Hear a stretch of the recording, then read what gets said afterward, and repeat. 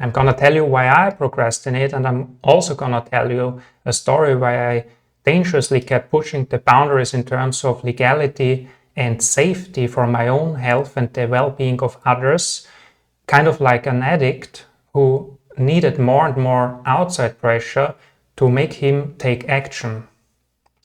Another story I wanted to tell is about my car.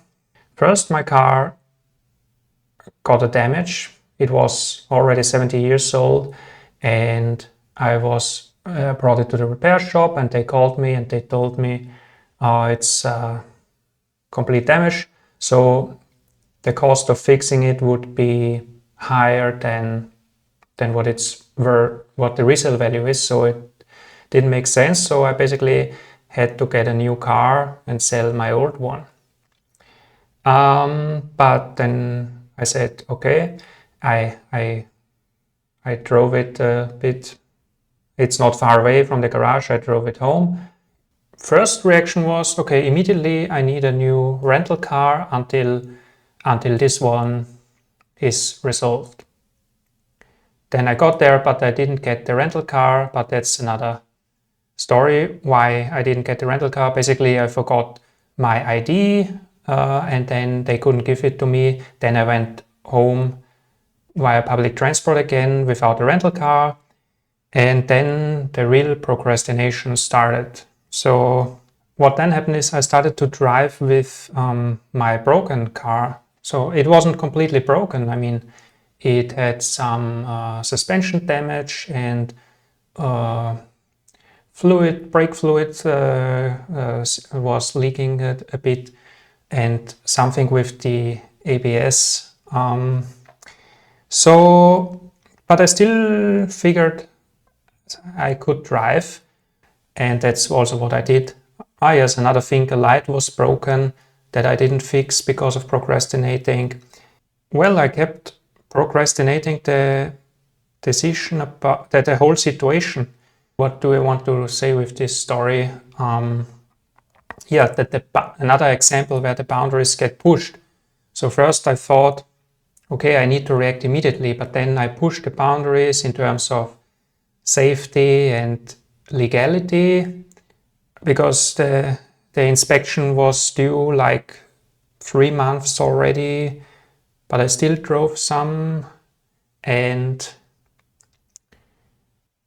just pushing the boundaries because I was relying on outside pressure to get things done. But now the issue with relying on outside pressure is you need a higher dose every time because you figure you can get away with more every time. So it's kind of like a drug where you have to increase because your tolerance increases as well for pressure. So that's not a sustainable strategy. And now I'm in the process of learning to do things out of my own volition. So let's talk about procrastination. So to give you an explanation of what happened here, I'm currently editing the video and I filmed the intro afterwards, which was really energetic, and I promised the story of this addict who needed more and more outside pressure. So I rearranged this story to the start of the video, and now the real video starts, so stick around. So why I procrastinate is because it's a freeze response for me, because in the past I've learned that there were things I don't want to do. For example, go for a run on the weekends, okay? But maybe my parents forced me to go on a run on the weekends. So my strategy was probably to freeze and make as little noise as possible in my room so that I don't get noticed. And I thought, if I'm just hiding and not making any noise, then they will forget about it. Then they will forget that I exist and I don't have to go for a run.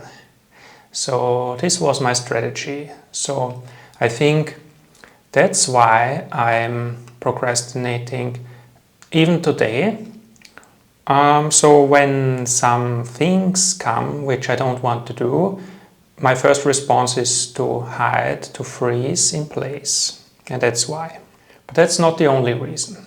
It feels too much, it's overwhelming, so I'm not doing anything at all because it's a defense mechanism against things I don't want to do. But now the third reason I procrastinate is it's good that I can take some time to think because I'm gonna cut the video later. That's the superpower of cutting your video. You can actually think about what to say. I've learned that only with extreme outside pressure I can do stuff. So again, as a child I was forced to do a lot of things, even though I was tired and exhausted and didn't want to do it, but I was constantly pushed. So I learned what I want doesn't matter, and I can do things only when the outside pressure is very high. So in today that means only when things get really bad, outside condition, then I start doing something. So the third time I didn't pay the bill, so I get threatened by lawyers, for example, then I'm going to pay the bill. Or, okay, the garden, it's overgrown completely and all plants are dying. Okay, now I gotta do something because it gotten really bad. So, because in the past I might have said, okay, I don't want to do it, but it didn't matter, I had to do it anyway. So, okay, now the $1 million insight. That's the quintessence, okay? So listen closely.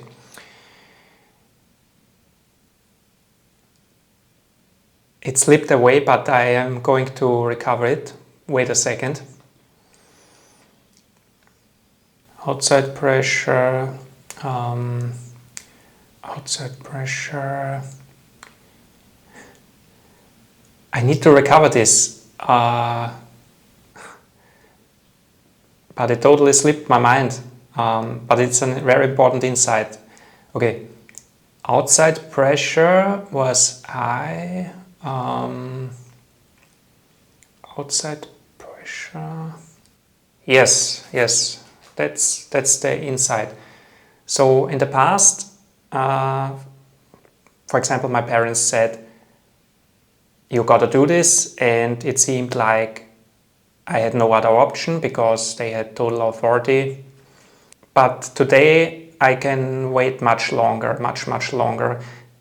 before I start acting. So I need much more outside pressure. Maybe the first time I felt like, okay, I can wait until the last second to pay this bill. Okay, then I learned that wasn't enough outside pressure. I can delay it and I can pay after the bill is due. Okay, then I have to pay a little fine, but still it's not enough outside pressure. Next time I can delay it longer until lawyers start threatening me. Okay, then maybe the outside pressure started to be high enough for me to start acting. So, as you can see, I'm in the process of editing the video now. And it's a great opportunity to add additional thoughts and things I've missed during the initial video. So when we talk about our subconscious processes like that, it can be difficult because our mind can block or wall parts of it off. And that seems what's happening here. That's why I'm losing my train of thought and everything. So, okay, we still got 7 minutes until my work call starts. Then I have to end the video. So let's recap for now what we've covered so far. So first point was freeze response. Wait, okay, I'm speaking with my hands and I want to be it on camera. So first point was freeze response. Second point was outside pressure. And I felt like I had a very quintessential insight here, but then it slipped my mind, unfortunately. Maybe I can recover it when I'm editing the video, and then I might record. So I couldn't recover the quintessential insight, unfortunately, now. So I'm going to upload the video as it is. Because what I've observed is there is some magic going on. I can't really call it any other way. It's really magic. And what I mean by that is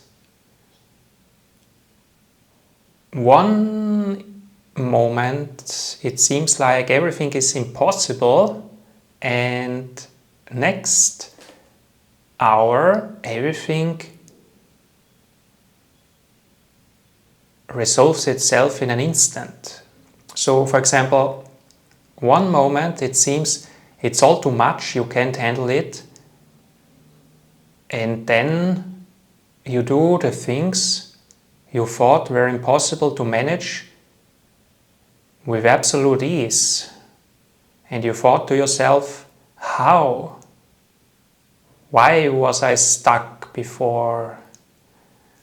And that's what I mean with magic, because it's not a rational thing, it's some emotional magic that's going on.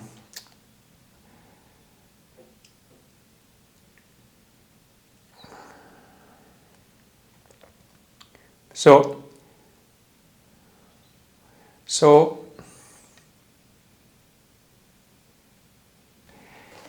okay, I'm going to end the video now. I'm gonna edit it later, and I'm gonna add some more pieces maybe later during the editing process. When I'm rewatching the video, I'm sure some things will come to my mind.